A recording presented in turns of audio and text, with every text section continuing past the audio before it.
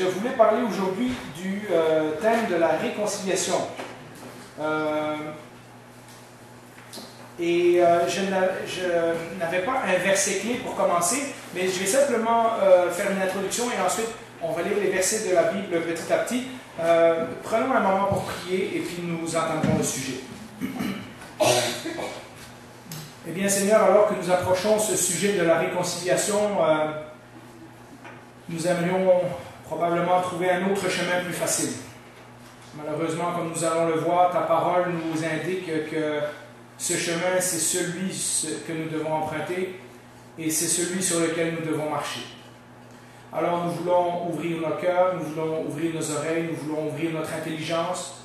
Nous sommes conscients que nous sommes devant toi et devant ta parole et que nous avons besoin non seulement d'entendre ce que tu as à nous dire, mais également de le mettre en pratique afin que cette parole transforme nos vies et nous rende toujours de plus en plus semblables à Jésus, ton Fils. Merci Seigneur pour le privilège et la liberté de venir écouter ta parole, que nous soyons comme des auditeurs consciencieux et non pas comme ceux qui regardent dans un miroir et qui oublient, dès qu'ils sont partis, à quoi ils ressemblaient.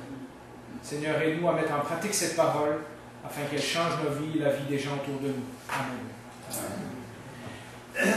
J'ai dit dans la prière que le sujet de la réconciliation n'était pas facile et je pense que vous allez comprendre au fur et à mesure qu'on avance. On avance depuis un certain nombre de mois sur le chemin de Jésus et sur ce chemin où le Seigneur nous a laissé des points de repère, où la parole de Dieu et les personnages de l'Ancien Testament ont mis des traces sur lesquelles Jésus a ensuite marché et dans lesquelles il nous demande maintenant de marcher à sa suite. Eh bien, nous avons vu des sujets qui n'ont pas été toujours de tout repos. Lorsque nous regardons le thème du pardon, comment Dieu nous donne le pardon et qu'ensuite il veut qu'on le manifeste aux autres. Quand nous avons vu le thème de la paix, comment Dieu a fait paix avec nous et maintenant qu'il veut qu'on transmette sa paix dans le monde. Comment Dieu a accompli sa justice en ne nous tenant pas coupables, mais en permettant la mort de son propre Fils afin que nous soyons justes devant lui et qu'il nous demande maintenant de vivre une vie juste dans ce monde. Quand nous avons vu que pour faire tout ça, nous avons absolument besoin de la grâce de Dieu parce que par notre propre force, nous n'y arrivons pas. Et comment Dieu se manifeste du premier livre de la Bible jusqu'à la dernière page comme un Dieu de grâce et comment il nous demande à notre tour d'être des gens de grâce envers ceux qui nous entourent. Nous commençons à percevoir un plan, un objectif, une idée, une bonne raison pour laquelle Dieu a mis en place ces éléments dans sa parole. Et suite à ma réflexion dans tous ces jalonnements sur le chemin de Jésus, je me suis rendu compte qu'il y avait, entre autres étapes, être conforme à l'image de Jésus, puisque la Bible dit qu'il nous prépare à être semblable à Jésus, mais qu'il y avait un sujet plus immédiat, celui de la réconciliation. C'est-à-dire que la grâce, le pardon, la justice, la paix et tout ça ont à voir avec l'idée de la réconciliation. Et on peut mettre l'image suivante.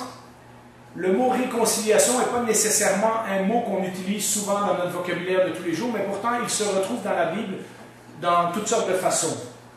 Pour qu'il y ait une réconciliation, cela implique qu'il y ait eu à un moment donné au moins deux parties, deux personnes, qui étaient en relation l'une avec l'autre et que cette relation a été brisée. Et si vous connaissez votre Bible, vous savez où je veux en venir.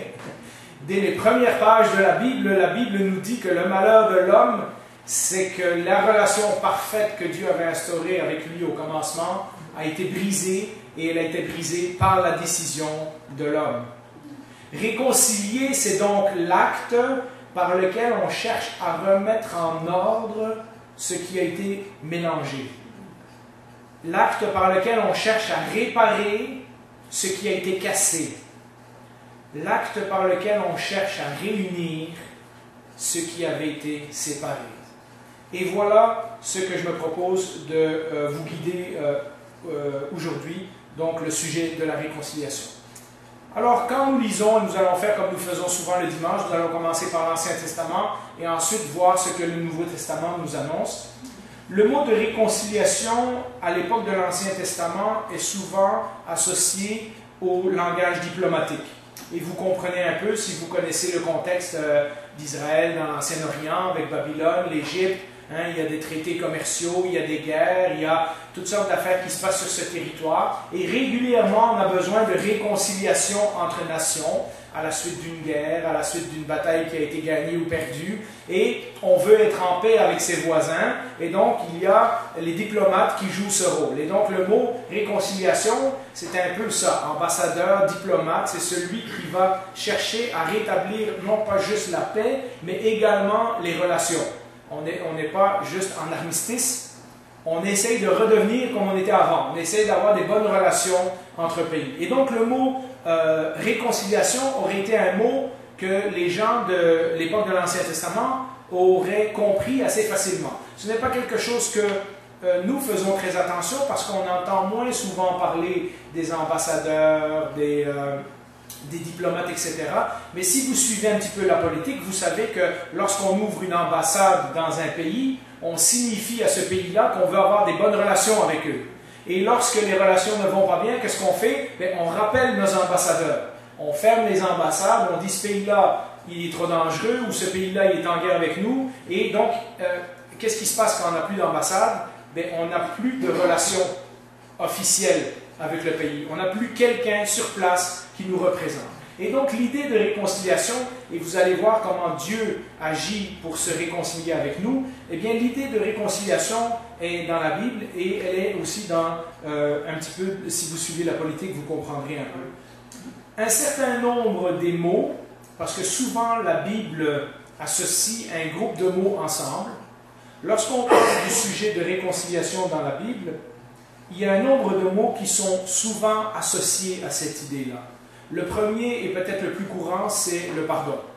Parce qu'évidemment, pour réparer quelque chose qui a été brisé, il faut d'abord qu'il y ait une demande de pardon. L'autre, c'est la miséricorde.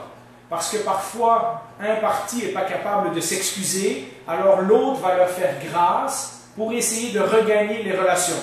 Et donc souvent dans les versets où on va parler de réconciliation, eh bien on va voir le mot miséricorde ou compassion.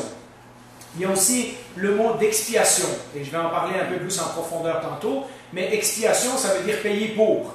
Hein? Donc, il y a parfois un prix à payer pour que la réconciliation ait lieu.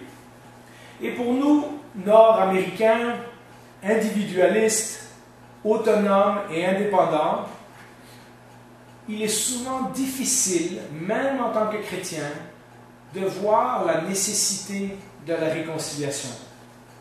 On a été élevé en nous disant, si quelqu'un te fait quelque chose de mal et que ça affecte tes émotions, parce qu'évidemment le mal qui nous est fait nous affecte toujours de façon émotionnelle, même parfois physique et autrement, mais le mal qui nous est fait nous fait une blessure au cœur.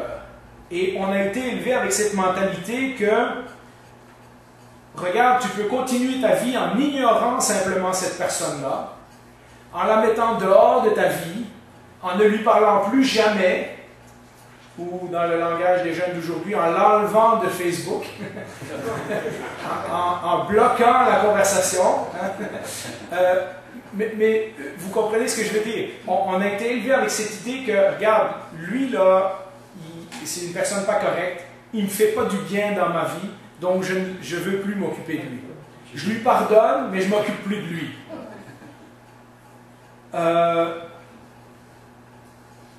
En réalité, ce qu'on est en train de dire, c'est qu'on ne veut plus d'intimité avec cette personne. On ne veut plus de relation avec cette personne. Pourtant, comme un chrétien me l'a déjà fait remarquer il y a très longtemps, et j'étais déjà pasteur à ce temps-là, et la personne m'avait reprise, j'ignorais quelqu'un qui m'avait fait du mal. Elle m'a dit, Jean-Philippe, dans le fond, ce que tu es en train de dire, c'est que cette personne-là, pour toi, elle n'existe plus. Cette personne-là, pour toi, elle est comme morte. Cette personne-là, tu as dit que tu lui avais pardonné, mais tu n'as plus de relation avec. Et donc, c'est la même chose que si dans ta tête, tu avais tué cette personne. Et ça m'a vraiment choqué de me rendre compte que dans le langage biblique, C'était vraiment ça. Lorsque je considère quelqu'un en disant, ben, cette personne-là, elle ne fait plus partie de ma vie, elle ne fait plus partie de mes relations, cette personne-là, j'ai oublié ce qu'elle m'a fait, mais on ne se parlera plus jamais, j'agis comme si la personne était morte pour moi. Et ça m'a vraiment repris dans ma conscience, et avec les années, le Seigneur a permis que je me réconcilie, parfois de façon difficile, parfois des années après. Et je vais vous dire, il y a des bienfaits à la réconciliation, parce que souvent, la dernière idée que les gens avaient de vous, c'est l'idée qu'ils avaient quand vous vous êtes quittés. Et donc, si vous êtes quittés fâchés un contre l'autre, le seul souvenir que cette personne-là a, même si c'est un chrétien, c'est que la dernière fois que j'ai vu Jean-Philippe, il était fâché après moi. Et la réconciliation répare ces choses-là. Et donc, je veux vous guider un peu sur le chemin de la réconciliation. Nous avons été élevés avec l'idée qu'on pouvait ignorer des gens. La Bible va corriger cette idée et nous dire que ce n'est pas le cas. En premièrement, si on regarde, et on peut mettre l'image suivante, si on regarde la Bible, d'un bout à l'autre de la Bible nous offre un exemple d'un Dieu qui passe son temps à recoudre ce qui a été déchiré, à reconstruire ce qui a été démoli, à réparer les vies qui ont été brisées afin de les rendre solides de nouveau. Dieu ne fait pas juste réparer quelque chose pour le laisser là. Quand Dieu répare la relation avec nous, c'est parce qu'il veut avoir une relation avec nous. Et vous connaissez l'histoire, à la chute, au Jardin d'Éden, lorsque Adam et Ève ont désobéi à Dieu, l'humanité et ensuite le monde entier, par défaut, a été séparé de Dieu, mais aussi nous avons été séparés les uns des autres. Qu'est-ce qui arrive dès le chapitre 2 de la Bible? Un frère tue son frère. Et après ça, nous voyons que partout dans l'histoire de l'humanité, le mal s'est répandu sur la terre, au point qu'on arrive au 6e chapitre de la Bible. Il y a 1200 chapitres dans la Bible. On est rendu au chapitre 6, et déjà Dieu regrette d'avoir fait l'homme. C'est tout un jugement. Voilà ce qui nous est arrivé lorsque nous avons brisé notre relation avec Dieu dans le Jardin d'Éden. Et nous en subissons les conséquences depuis. Mais comme on l'a souligné la semaine passée dans le sujet de la grâce, Dieu a vu que l'homme n'était pas capable, dans sa propre nature, de trouver les ressources, les forces, ou ce qui était nécessaire pour rétablir la relation par lui-même. En fait, la plupart du temps, l'homme n'a même pas cherché à rétablir la relation avec Dieu. Et lorsqu'il l'a essayé, il l'a essayé par la religion. C'est-à-dire, il s'est dit, moi je vais me faire un genre de rituel, je vais me faire un genre d'image, je vais me faire un genre de routine religieuse, en espérant que je vais pouvoir fléchir le ou les dieux qui sont dans le ciel en ma faveur.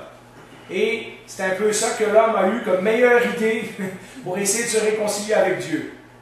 On va créer un système, on va créer un système, on va créer une façon qu'on va essayer de s'approcher de Dieu en espérant qu'on fait toutes les bonnes choses pour mettre Dieu de notre bord. Ça, c'est à peu près la meilleure chose que l'homme a pu faire. Ça, c'est sans compter tous les hommes qui, depuis tous les temps de l'histoire, n'ont rien voulu savoir de Dieu, ou, comme encore nos philosophes nous l'ont appris depuis l'âge des Lumières, ce qui compte, c'est l'individu, et tant pis pour le reste. Et donc, nous sommes rendus aujourd'hui pas très différents, même si nos moyens technologiques et notre pensée philosophique sont plus évolués que les gens d'il y a 2-3 000 ans, nous sommes rendus avec des relations humaines pas très différentes de ce que les gens vivaient il y a 2000 ans, 4000 ans, 6000 ans. L'être humain n'a pas tant changé que ça. L'homme n'est pas capable de restaurer la relation qu'il a brisée avec Dieu par lui-même. Il a donc fallu que Dieu intervienne envers nous avec compassion. C'est ce que nous avons vu la dernière fois. Dieu a dû agir avec nous avec grâce, avec pardon, afin de retirer petit à petit les conséquences du péché et de réparer, écoutez bien ceci, de réparer la communion. La communion, c'est ce qu'on vit avec Dieu, et la communauté, ça c'est ce qu'on vit avec les autres. Dieu, comme on dirait en anglais, est dans la business de réparer la communion et de réparer les communautés. Quand nous lisons l'expression « Dieu se repentit », et on peut mettre l'image au tableau, nous lisons dans Exode 32, 14, et moi j'ai la version second 21, donc au lieu de dire « l'Éternel se repentit », ça dit « l'Éternel renonça alors au mal qu'il avait déclaré vouloir faire à son peuple ». Et on se dit « comment Dieu a pu se repentir ?» En fait, l'expression « Dieu se repentit » dans l'Ancien Testament peut être traduit différemment. Dans ce cas-ci, ils l'ont traduit par l'Éternel renonça, par la punition qu'il voulait faire contre son peuple. Mais l'original en hébreu, ça dit « l'Éternel fut réconcilié concernant le mal qu'il avait prévu de faire à son peuple. » Ce qui s'est passé, c'est que Moïse a eu une révélation extraordinaire de Dieu sur la montagne. Il est allé, Dieu lui a gravé les 10 commandements sur des tablettes. Et lorsqu'il redescend de la montagne, il se rend compte que le peuple, à peine sorti d'Égypte, s'est déjà fabriqué une idole en disant « ça, c'est ton Dieu qui t'a fait sortir d'Égypte ». Et Moïse est en colère contre le peuple, Dieu est en colère contre le peuple, et finalement, il y a tout un épisode où Moïse intervient et que Dieu épargne le peuple. Et nous lisons à ce moment-là ce verset « L'Éternel fut réconcilié du mal qu'il avait voulu faire ». Et donc j'ai trouvé ça important, je le fais de temps en temps, j'ai trouvé ça important de vous le citer tel que ça sonne en hébreu. Parce que nous parlons de réconciliation et nous voyons que ce n'est pas juste Dieu changea d'idée, hein, comme dans l'histoire de Ninive, Dieu se repentit. C'est que Dieu a décidé de se réconcilier et il a mis de côté la punition qu'il voulait faire subir à son peuple et il a décidé de leur faire grâce à la place. L'initiative vient de lui. Et lorsque nous lisons la Bible convenablement, nous voyons qu'à chaque fois, c'est Dieu qui fait le pas vers l'homme. C'est jamais l'homme qui fait quelque chose de tellement extraordinaire que Dieu dit « Hey, ils sont pas mal ces humains-là, je vais descendre sur la terre puis on va voir si on peut réparer les choses. » C'est jamais, jamais, jamais comme ça dans la Bible. Dans la Bible, c'est toujours Dieu qui prend l'initiative à toutes les époques, avec tous les personnages de la Bible, dans tous les événements qui nous sont racontés dans l'Ancien et dans le Nouveau Testament. C'est Dieu qui prend l'initiative d'aller vers les hommes et de dire « Je m'en viens vous chercher pour réparer la relation qui est brisée depuis si longtemps. »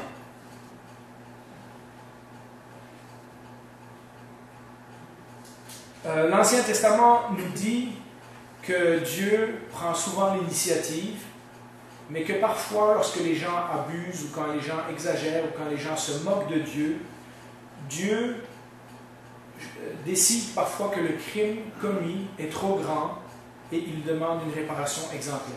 Nous avons cet exemple dans 2 Rois 24, verset 4. Dans 2 Rois 24, verset 4, ça nous parle que finalement les Babyloniens sont venus puis ont détruit, ont envahi puis détruit Jérusalem.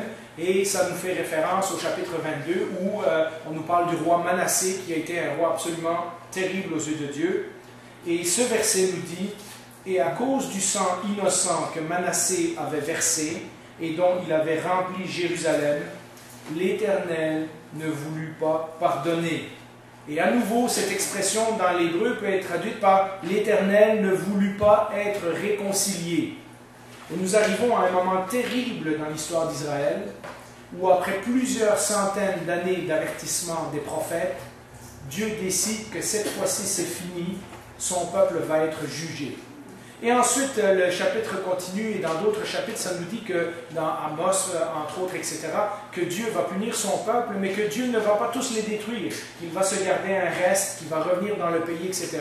Ceux qui ont fait l'introduction au livre de la Bible avec moi, vous le savez, hein, comment Dieu propose la punition, mais il prépare déjà la restauration du pays et la restauration de la relation après que la punition a eu lieu. Un peu comme un parent qui dit « Regarde, ce que tu as fait, c'est trop grave. Là, il faut que tu aies une conséquence. Mais quand ta conséquence sera finie, je suis encore ton Père qui t'aime. Hein? » Et on doit parfois agir comme ça avec nos enfants. En passant, si vous pensez que Dieu a peut-être un petit peu exagéré, je vous ai mis cette image-là pour illustrer lorsque Manassé est accusé d'avoir répandu du sang innocent. Manassé a réintroduit le sacrifice des enfants dans le peuple d'Israël. Et si vous lisez 2 Rois chapitre 22, donc juste 2 chapitres avant ça, vous verrez qu'il a fait tous les pires affronts qu'on peut faire à Dieu et que le peuple l'a suivi. Il a mis des objets d'autres divinités dans la cour du temple. Il a mis des autels à d'autres dieux païens partout autour du temple. Mais le pire, c'est qu'il en a mis un en plein au milieu du temple, là où il y avait l'arche de l'Alliance. il a réintroduit le sacrifice des enfants, il a fait tuer plein de monde, et il a adoré toutes sortes de faux dieux, il a conduit le peuple dans l'erreur, etc. L'époque de Manassé est une époque terrible dans l'histoire d'Israël, et quelques années après, il y a eu quelques rois entre, mais qui n'ont jamais duré longtemps. Quelques années après, les Babyloniens sont venus et ont accompli la punition de Dieu, qui était, le pays a été rasé, le temple a été rasé, la ville a été détruite, tous les objets du temple ont disparu. Ézéchiel nous dit que la gloire de Dieu a quitté le temple, et donc il y a eu vraiment un châtiment sévère contre Israël. Dieu avait déjà prévu que ce châtiment durerait 70 ans et qu'il ferait grâce de nouveau après 70 ans. Et nous voyons l'histoire de comment le peuple est revenu et a rebâti le pays. Mais il y a parfois des moments où le crime qu'on a commis, l'affront qu'on a commis contre Dieu, du moins dans l'Ancien Testament, est tellement grand que Dieu ne peut pas juste décider de faire grâce. Il faut qu'il y ait un châtiment pour ce genre de crime. Pourtant, l'idée générale, et on peut le mettre dans Psaume 78, verset 38, le texte suivant, l'idée générale. Il y a peu de textes comme 2 Rois 24, et il y a beaucoup de textes comme celui-ci. L'idée générale, c'est que Dieu veut être réconcilié. Pourtant, lui, dans sa compassion, il pardonne la faute, et il ne détruit pas. Il retient souvent sa colère, et ne s'abandonne pas à toute sa fureur. Ça veut dire qu'il pourrait se mettre plus en colère, mais il ne le fait pas. Vous comprenez ce que ce verset veut dire. La relation entre Dieu et les hommes a continué parce que Dieu a bien voulu qu'elle continue. Dieu a toujours fait le pas nécessaire pour que l'humanité survive. Alors même que les hommes étaient incapables ou même qu'ils ne désiraient pas être réconciliés avec Dieu. Sans lui, nous enseigne l'Ancien Testament, il n'y avait aucun espoir. Nous avons lu l'autre fois les versets qui parlaient qu'Israël n'aurait pas survécu jusqu'au Nouveau Testament si Dieu n'avait pas fait grâce et miséricorde et compassion. On le voit dans le verset suivant, Psaume 79, verset 9. « Secours-nous, Dieu, de notre salut. » Pourquoi? Parce qu'on est si bon? Non, pour la gloire de ton nom, pour ta réputation. « Délivre-nous et pardonne nos péchés à cause de ton nom. » Ce qu'il est en train de dire, c'est que à cause de qui tu es, pas à cause de ce que nous avons fait. Nous n'avons rien fait qui mérite ça. Mais parce que tu es le Dieu lent à la colère et riche en bonté, nous te supplions de nous faire grâce et de pardonner nos péchés. Un des aspects essentiels où cette intervention de Dieu est manifestée, parce que c'était bien de prier, mais comment est-ce qu'on savait que Dieu nous avait pardonné? Eh bien, Dieu a fourni un système dans l'Ancien Testament qui était le système des sacrifices. Et c'était le système essentiel qui régissait la vie religieuse du peuple d'Israël dans l'Ancien Testament. Dans sa relation avec le peuple d'Israël, Dieu pourvoit un moyen afin que la faute qui a été commise coûte la vie à un animal plutôt qu'à la personne.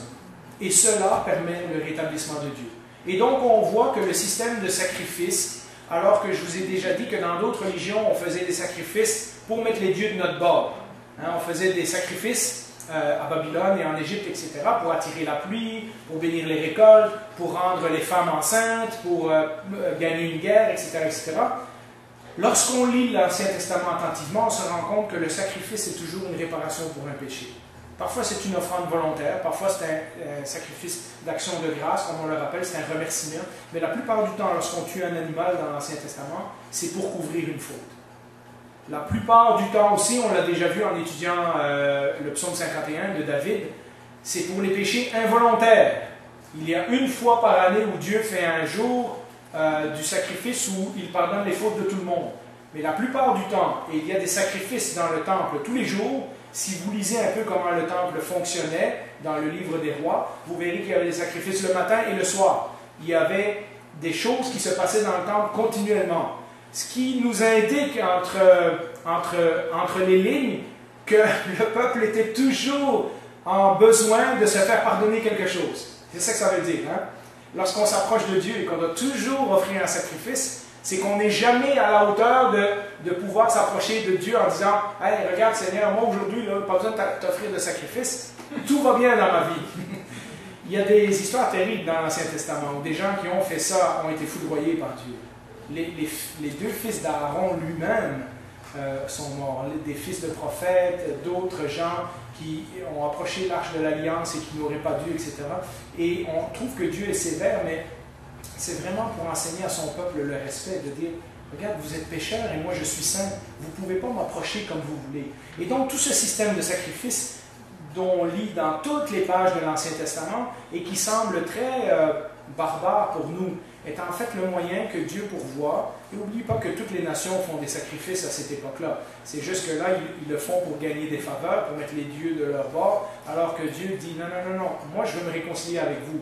Ce que vous avez à faire, c'est qu'il faut qu'un animal paye la faute pour que vous puissiez m'approcher et que je ne vous foudroie pas.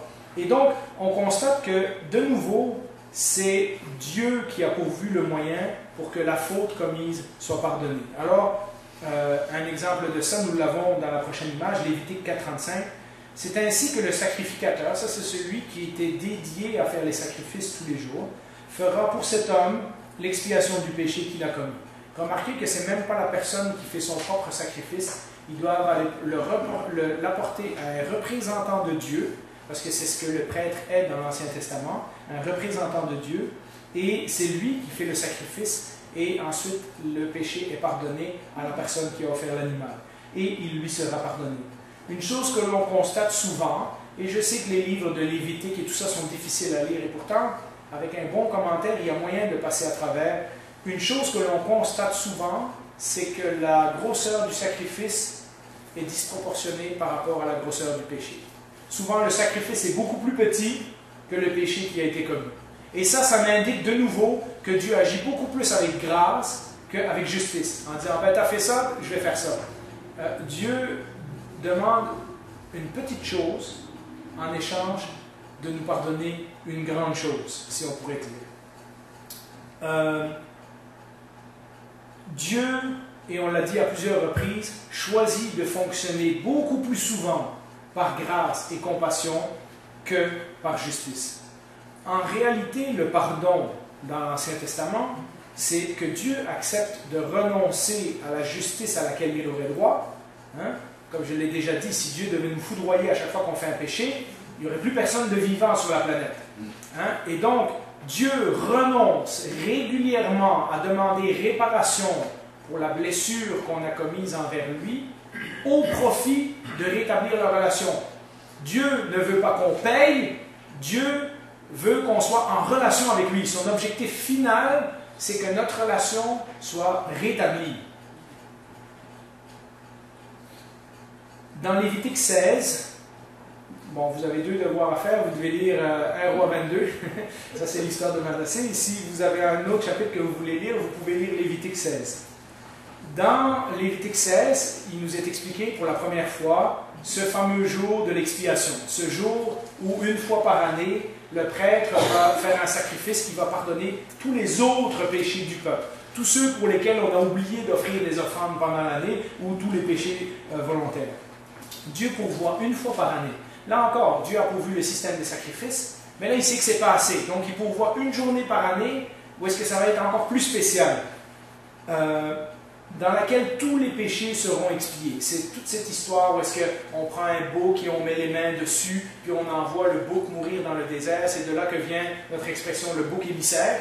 C'est le bouc qui porte les péchés symboliquement du peuple. Et quand il meurt dans le désert, Dieu est apaisé de sa colère et là il est réconcilié avec son peuple. C'est toute cette histoire-là. C'est la journée où toutes les fautes vont être payées ou rachetées. Comme ça, on repart à neuf à chaque fois. Ce qui est encore plus important, c'est que ce sacrifice a lieu une fois par année, et on peut mettre l'image suivante, dans une partie du temple très spéciale, la partie où il y a l'arche de l'Alliance, et l'arche de l'Alliance, c'est là où il y a la présence de Dieu, et où le grand prêtre, c'est-à-dire le chef de tous les prêtres, celui qui était le chef cette année-là, ne peut aller qu'une fois par année, ce jour-là, et il y a toute une série de sacrifices qu'il doit faire avant de rentrer là, il doit se laver les mains et tout, vous lirez dans Lévitique chapitre 16. Il ne peut pénétrer dans cet endroit-là qu'une journée par année et sous des conditions très très strictes. Et il doit prendre le sang du sacrifice et en mettre quelques gouttes sur le couvercle de l'arche de l'Alliance. Et un mot compliqué qui est utilisé dans la Bible, c'est que ce couvercle est appelé le propitiatoire. Mais si on voulait le traduire en langage moderne, on pourrait appeler ça le siège de la miséricorde. Vous comprenez ce que ça veut dire? L'endroit où Dieu siège, l'endroit où Dieu a son trône dans le lieu très saint, est appelé le siège de la miséricorde, ou le trône de la miséricorde. Et donc, ce qu'on voit déjà en symbolique dans l'Arche de l'Alliance, c'est que dans l'Arche, en dessous, il y a quoi? Il y a les tablettes de la loi, les 10 commandements que Moïse a reçus. On les a mis dans l'Arche. Par-dessus ça, il y a le trône de Dieu, et le trône de Dieu s'appelle le trône de la miséricorde. Et là, il y a comme une symbolique de dire, la loi, c'est une chose, mais si vous brisez la loi, il y a quelque chose au-dessus de la loi qui est la miséricorde de Dieu. C'est vraiment, vraiment, vraiment puissant comme symbolique. Nous, il faut qu'on fasse un peu d'études puis qu'on décortique les textes pour comprendre ça. Maintenant que je vous l'ai expliqué, je suis sûr que vous n'allez pas l'oublier. Mais pour les gens qui vivaient ça tous les jours, c'était clair. Le trône de Dieu, c'est là, entre les chérubins. Et c'est là, une fois par année, qu'on va verser le sang du sacrifice et où Dieu pardonne toutes les fautes. Donc, il y a une image très, très, très puissante de la miséricorde de Dieu. Ça veut dire que l'endroit où Dieu réside, que ce soit dans le tabernacle, quand ils étaient dans une tente, ou dans le temple, plus tard, puisque le temple aura les mêmes caractéristiques physiques, cet endroit où Dieu réside décrit également son caractère. Le trône de la miséricorde. L'endroit où Dieu a choisi de faire sa place parmi les humains, ça s'appelle l'endroit de la miséricorde. Ça nous parle de la personnalité de Dieu. Alors que nous pourrions croire que ce système de sacrifier des animaux à tous les jours et toutes les années est quelque chose de dur, pour le peuple d'Israël, c'était tout à fait le contraire. Cela leur attirait leur attention sur le fait que le souhait principal de Dieu, c'était la réparation de la relation, c'est-à-dire la réconciliation.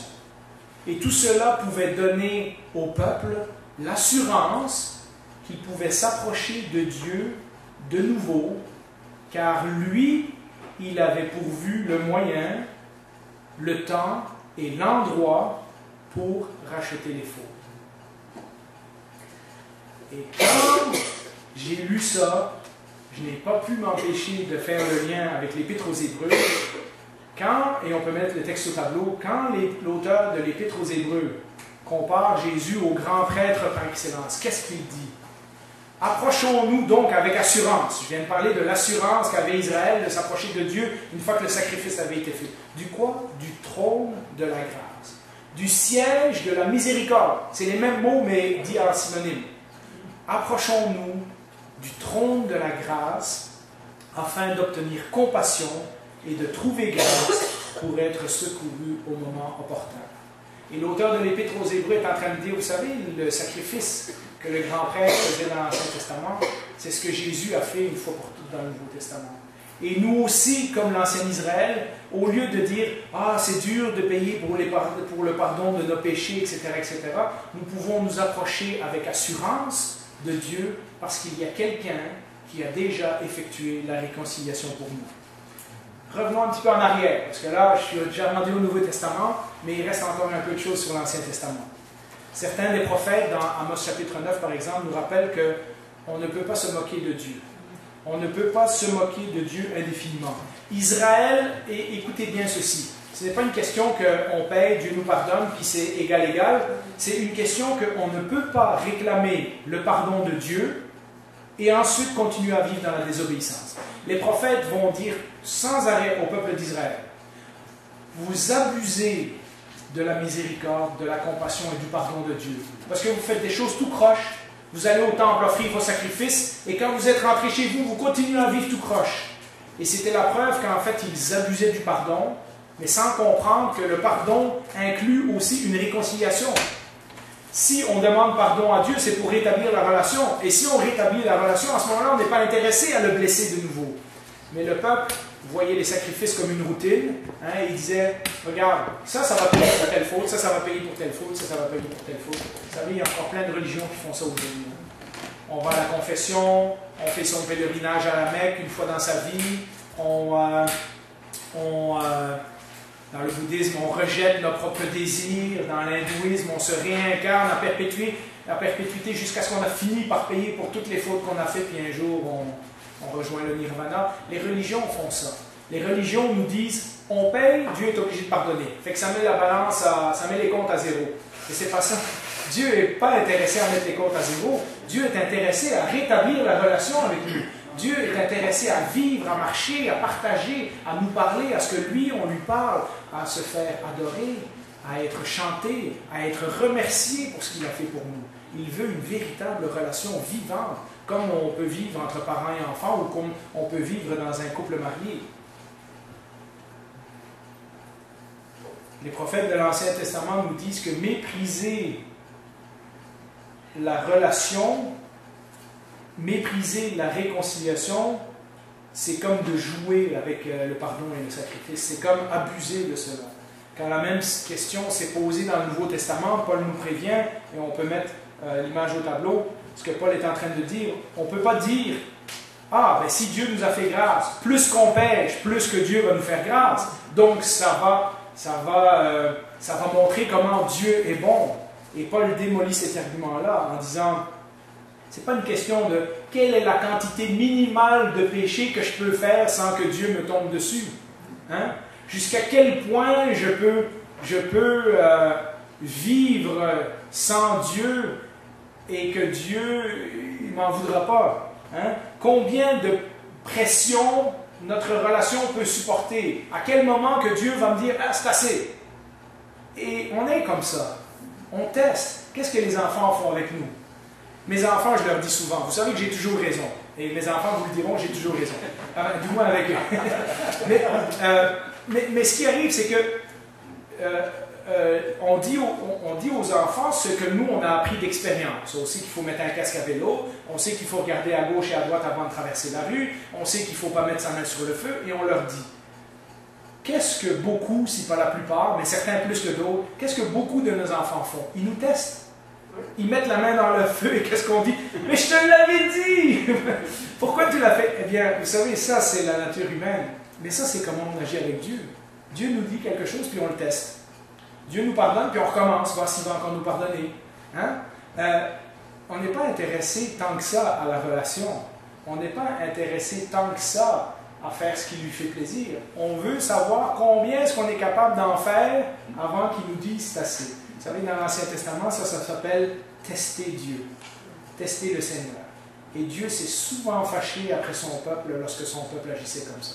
Comprenez que dans une relation, c'est extrêmement difficile pour une personne de tenir son bout quand l'autre personne n'arrête pas de tomber, de chuter, de s'éloigner, de blesser, de détruire, de démolir, de désobéir. Bien, c'est la même chose dans notre relation avec Dieu. Et Paul dit, il n'est pas question qu'on fasse plus de péché juste pour montrer comment est-ce que Dieu est plus grand et plus bon. Il dit, ça s'arrête là. Vous avez été sauvés de cette manière de vivre. Maintenant, il vous faut vivre d'une nouvelle façon. Et c'est ce que nous allons voir. Lorsque nous arrivons justement dans le Nouveau Testament, et Paul était une bonne introduction à ça, nous nous rendons compte que dans l'Ancien Testament, nous ne sommes pas tellement différents de ce que Israël était. Et Dieu se rend compte au travers de l'histoire, et il sait comment nous sommes, et il sait qui nous sommes, et il décide d'intervenir une fois pour toutes. Si je dois réexpliquer le Nouveau Testament d'une nouvelle façon, c'est de cette façon-là. La mort et la résurrection de Jésus sont le moyen final et définitif par lequel Dieu veut en finir avec la séparation entre lui et les hommes, entre la séparation entre les hommes et les hommes, mais plus loin nous allons voir aussi d'en finir avec la séparation entre Dieu, les hommes et la création. Parce que la création a été affectée à cause de notre péché. Et Dieu est dans la business de se réconcilier avec les hommes, de réconcilier les hommes un avec l'autre et de tout réconcilier avec la création. Et vous allez voir où on s'en va avec ça. En d'autres mots, Jésus est le sacrifice final. On est en train de parler des sacrifices dans l'Ancien Testament. Jésus est le sacrifice final qui accomplit tous les sacrifices de Lévitique une fois pour toutes. Ce qu'il y avait dans Lévitique, ça nous pointait à ce que Jésus allait faire en mourant sur la croix. Jésus, qui est l'agneau parfait, vous vous rappelez, on offrait des agneaux, qui est l'agneau sans tache et sans défaut, est offert à Dieu pour pouvoir payer une fois pour toutes pour les péchés de tous les hommes qui veulent bien mettre leur confiance en lui. Et voilà la bonne nouvelle du Nouveau Testament. C'est plus que ça. Dieu, au travers de Jésus, s'offre lui-même. On en a déjà touché un petit coup lorsqu'on a vu l'histoire avec Abraham. Lorsque Dieu divise les animaux, il passe au milieu des animaux et il dit, si vous ne faites pas ce qu'il faut dans l'alliance, moi je vais pourvoir ce que ça prend pour rétablir la situation. Mais là, nous le voyons en Jésus. Nous sommes incapables de rétablir la relation. Et Dieu décide de régler ce problème une fois pour toutes et il envoie son propre Fils, c'est-à-dire lui-même au travers de son Fils, il l'envoie pour payer à notre place. Pour accomplir définitivement l'objectif du système qu'il avait lui-même mis en place dans l'Ancien Testament, il paye pour nous ce que nous ne pouvions pas payer. Romains nous dit, alors que nous étions encore sans force, Christ est mort pour des pécheurs. Et au verset 8, Romains 5, 8, mais voici comment Dieu prouve son amour envers nous, alors que nous étions encore des pécheurs, Christ est mort pour nous. Encore des pécheurs, ça veut dire que nous n'avions pas les moyens que ça prenait pour rétablir la relation. Et lorsque nous n'étions pas intéressés à rétablir cette relation, Dieu a envoyé Jésus pour mourir pour nous, afin que lui fasse le pas nécessaire pour rétablir la relation. C'est là la preuve la plus profonde du désir de Dieu d'être réconcilié avec nous. Je vous ai dit en commençant que Dieu, la Bible nous montre Dieu de la première à la dernière page qui veut être réconcilié avec l'humanité. C'est en Jésus que nous voyons toute la preuve de son amour. Dieu n'aurait pas envoyé son Fils précieux pour mourir pour des gens qu'il ne veut pas avoir avec lui, pour mourir pour des gens avec qui il ne veut pas avoir de relation. Donc la mort de Jésus est la preuve finale que Dieu, son désir le plus cher, c'est de réparer la relation que nous avons brisée au Jardin d'Éden. On peut mettre le verset suivant, 2 Corinthiens 5, 19, le dit en d'autres mots. En effet, Dieu était en Christ. C'est pour ça que je vous dis que c'est Dieu lui-même qui a payé. Dieu était en Christ. Il réconciliait le monde avec lui-même en faisant quoi? En ne chargeant pas les hommes de leurs fautes. Et il a mis en nous la parole de la réconciliation. Dieu était en Christ et il ne nous a pas chargés de nos fautes, mais il les a payées à notre place. Dieu n'a pas répondu dans l'Ancien Testament à l'hostilité et la désobéissance d'Israël par sa propre hostilité. Ce n'était pas à chaque fois qu'Israël faisait quelque chose de mal, il leur donnait un coup de marteau. Sinon, je vous l'ai dit, Israël ne serait pas arrivé jusqu'au Nouveau Testament. Dieu a agi avec grâce, miséricorde et compassion au travers de l'Ancien Testament. Dieu agit encore et toujours avec le monde aujourd'hui de la même façon. Romains 5 nous dit, je l'ai lu tantôt, que nous étions réconciliés avec Dieu alors que nous étions encore des ennemis. Et ensuite, ça nous promet que maintenant que nous sommes réconciliés avec Dieu, voilà tout ce qui nous attend. Donc, ce n'est pas suffisant que Jésus est mort pour nous. Dieu veut nous réconcilier parce qu'il y a plein d'autres choses qu'il veut partager avec nous. Et ça, c'est extraordinaire. C'est que notre vie chrétienne commence le jour où on accepte Jésus dans notre vie. Elle ne s'arrête pas là. C'est le début de quelque chose de beaucoup mieux et de beaucoup plus extraordinaire qui va prendre jusqu'à l'éternité avant qu'on en voit la fin. Puisque Éphésiens nous dit, afin de révéler dans l'éternité la richesse infinie de sa bonté qu'il avait pour nous. Et donc Dieu a préparé bien d'autres affaires pour nous au-dessus de ce qu'on peut croire ou imaginer dans le monde présent. Colossiens 1, 21, 22, on peut le mettre au tableau, nous dit « Vous qui autrefois étiez étrangers et ennemis de Dieu par vos pensées et par vos œuvres mauvaises, il vous a maintenant quoi? Réconciliés. » Comment? Par la mort de son Fils dans son corps de chair, pour vous faire paraître devant lui saint, sans défaut et sans reproche. Il n'a pas juste pardonné nos péchés, il veut rétablir la relation avec nous. Et son but final, c'est qu'on arrive devant lui saint, sans défaut et sans reproche. C'est quand même extraordinaire. Voilà la véritable définition de l'amour. Vous savez, le monde dit l'amour, l'amour, l'amour, et il parle souvent juste des émotions. Mais là, dans ces versets-là, dans ces passages du Nouveau Testament, nous avons la vraie définition de l'amour. Dieu agit avec grâce et miséricorde pour rétablir la relation avec le monde au coût de sa propre souffrance, c'est-à-dire la mort de son Fils précieux. Ça, c'est la véritable définition de l'amour. Ça, c'est le véritable amour selon Dieu. Il n'y a pas de plus grand amour que de donner sa vie pour ses amis. Et en même temps, le Seigneur nous dit, quand vous étiez encore ennemis, fait que c'est encore une coche au-dessus. Conclusion, le texte de 2 Corinthiens 5, 20, la suite du verset tantôt, nous rappelle que Dieu a aussi fait de nous des messagers de cette réconciliation. Nous, on peut le mettre au tableau. Nous sommes donc des ambassadeurs. On parlait tantôt d'ambassadeurs et de diplomates. Regardez comment le lien se fait. Nous sommes donc des ambassadeurs pour Christ, comme si Dieu adressait par nous, c'est-à-dire quand les gens nous voient vivre comme des vrais chrétiens, comme si Dieu adressait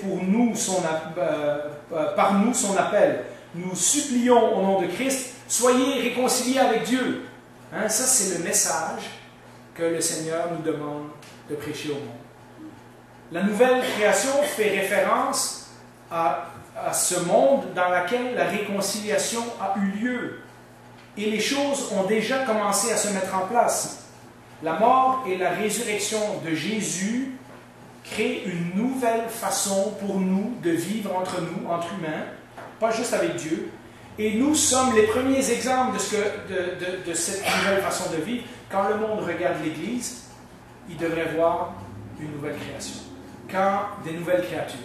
Nous nous appelons nés de nouveau, hein, selon les paroles de Jésus à Nicodème. Personne ne peut voir le royaume de Dieu s'il n'est né de nouveau. Nous nous appelons des born-again Christians, hein, nés de nouveau. Alors les gens, en nous regardant, devraient voir cela. Mais plus que ça, ils devraient être intéressés par cela, parce que nous sommes les ambassadeurs de Dieu. Nous apprenons, et je l'ai dit maintes et maintes fois dans les prédications précédentes, tout ce que Dieu nous a donné, nous n'avons pas juste la responsabilité de l'accepter pour nous et dire « Merci Seigneur, tu m'as sauvé, merci, tu m'as pardonné, merci, tu m'as réconcilié avec toi. » Nous avons le devoir de le partager. Il y en a d'autres qui ont besoin d'entendre ce bon message. Nous avons aussi le devoir de le vivre. Donc, ça va d'abord de Dieu à nous. Dieu nous réconcilie avec lui. Ensuite, ça va de nous aux autres. Nous avons besoin de leur dire « Hey, sois réconcilié avec Dieu. » La troisième étape, c'est que nous avons besoin d'être réconciliés avec les gens. Et ça, c'est peut-être la façon difficile.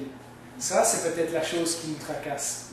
Colossiens 1, 20, et je vous le disais au début, et ce verset-là résume tout ça, on peut le mettre au tableau. Il a voulu par Christ tout réconcilier avec lui-même. Lisons la suite. Aussi bien ce qui est sur la terre que ce qui est dans le ciel. En faisant la paix à travers lui par son sang versé sur la croix. Le plan de Dieu inclut l'univers au complet. C'est pas juste nous. On n'est pas juste sauvés pour un jour s'en aller dans la présence de Dieu, puis il va tout détruire le reste, puis tant pis pour eux. C'est pas ça que la Bible nous dit. Dieu est intéressé à tout réconcilier, autant les choses qu'il y a sur la terre que les choses qu'il y a dans le ciel, en faisant la paix à travers lui par son sang versé sur la croix.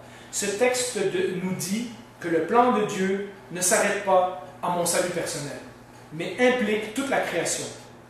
Comme Israël dans l'Ancien Testament, nous ne pouvons pas simplement accepter le pardon de Dieu, dire « Ah, ok, c'est bon Seigneur, on est réconciliés », sans réparer la relation avec lui et sans la vivre avec les autres. La Bible nous rappelle à maintes et maintes fois, on ne peut pas faire de séparation entre la façon dont Dieu nous a traités et la façon dont nous traitons les autres. Regardons les quelques exemples suivants. Vous les connaissez, on en a vu plusieurs lorsqu'on étudiait les paraboles. Matthieu 5, 23 et 24.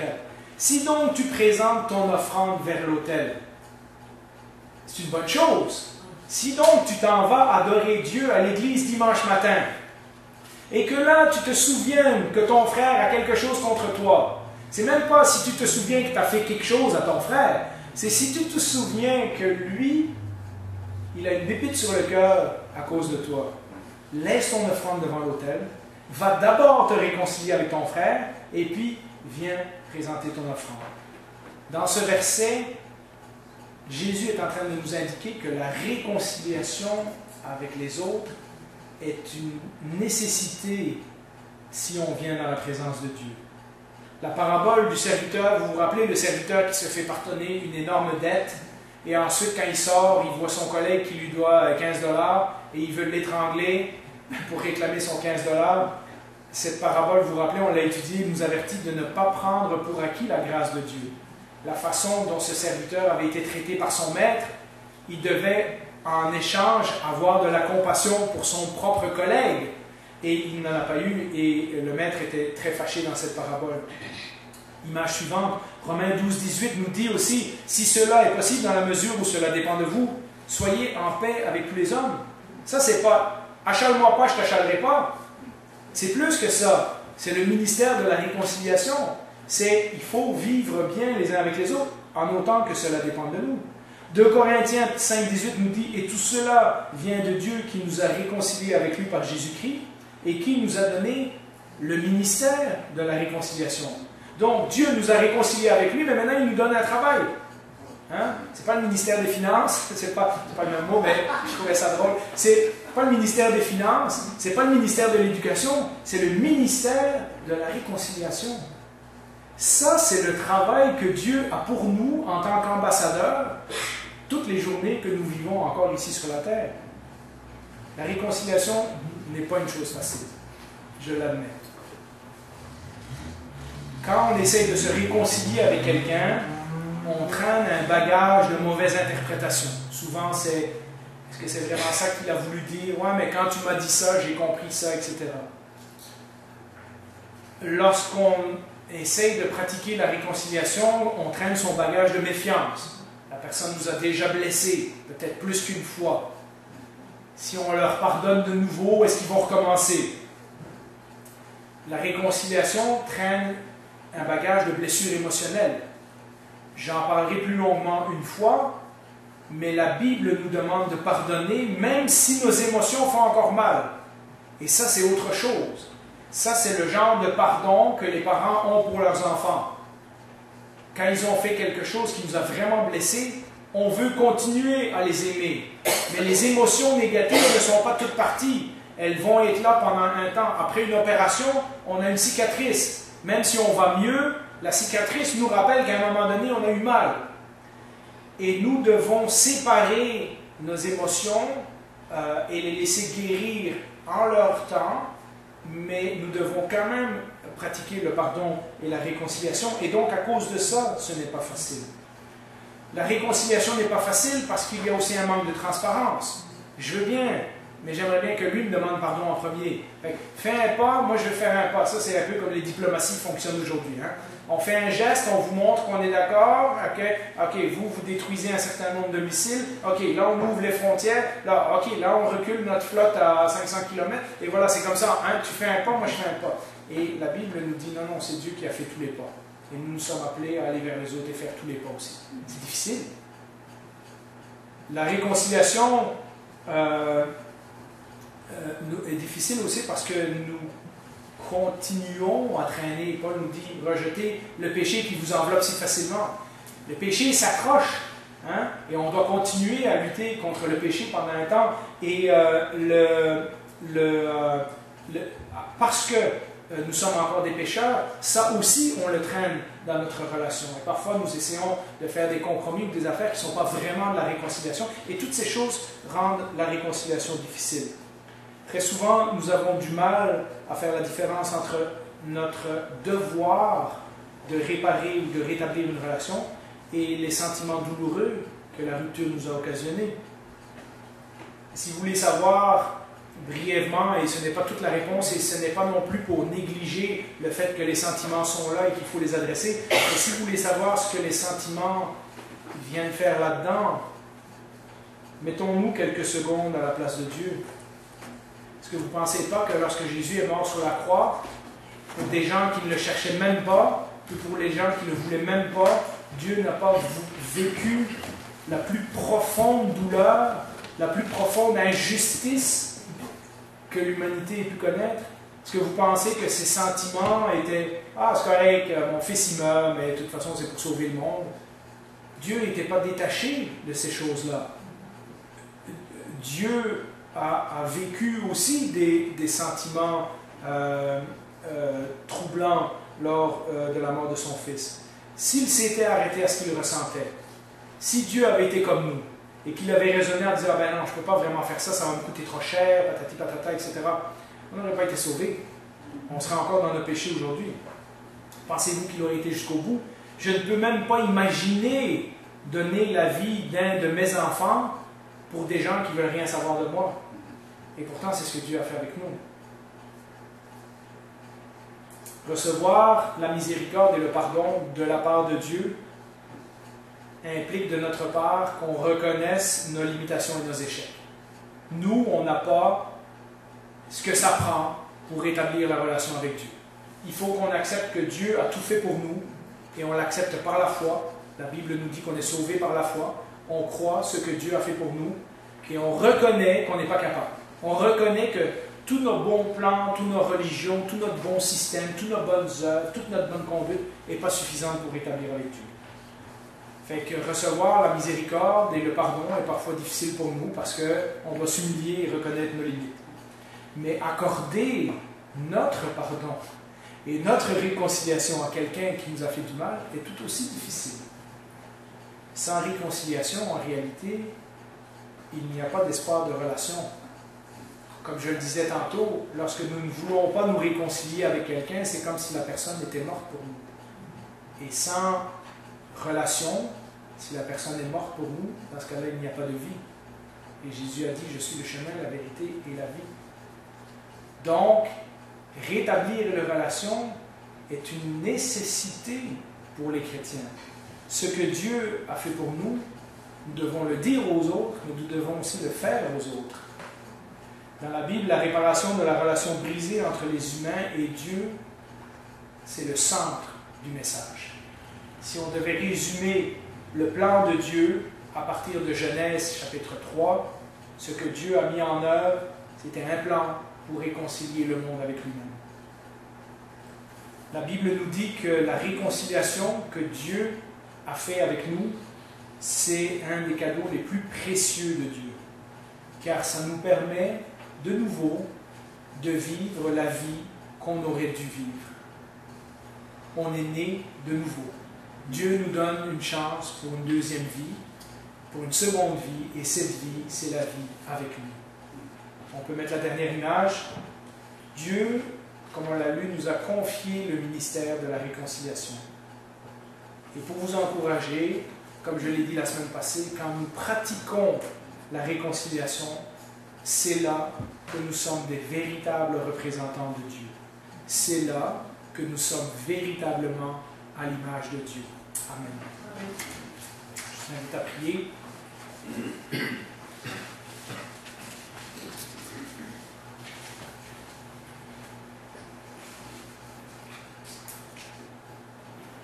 Bien Seigneur, devant la conviction de ta parole, nous ne pouvons dire que merci et Amen.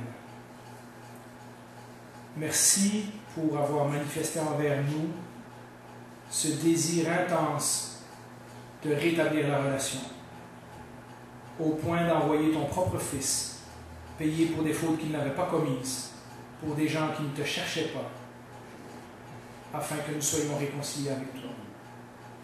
Et Amen, parce que ce que nous avons reçu, nous voulons maintenant le répandre autour de nous. Nous voulons le dire en parole, mais nous voulons aussi le vivre en action.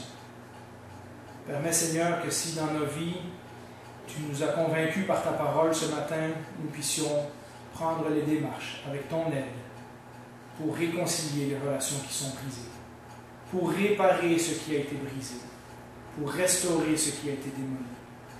Seigneur, non pas pour en gagner quelque chose, non pas pour se vanter devant toi, mais parce qu'en faisant cela, nous sommes tes témoins. En faisant cela, nous faisons exactement ce que tu as fait pour nous. Comme on le dit souvent, tu ne nous demandes jamais de faire quelque chose que tu n'as pas déjà fait toi-même. À ton exemple, Seigneur, nous voulons marcher dans ce monde, nous voulons marcher dans cette vie et être tes ambassadeurs. Au nom de Jésus, nous te prions. Amen. Amen.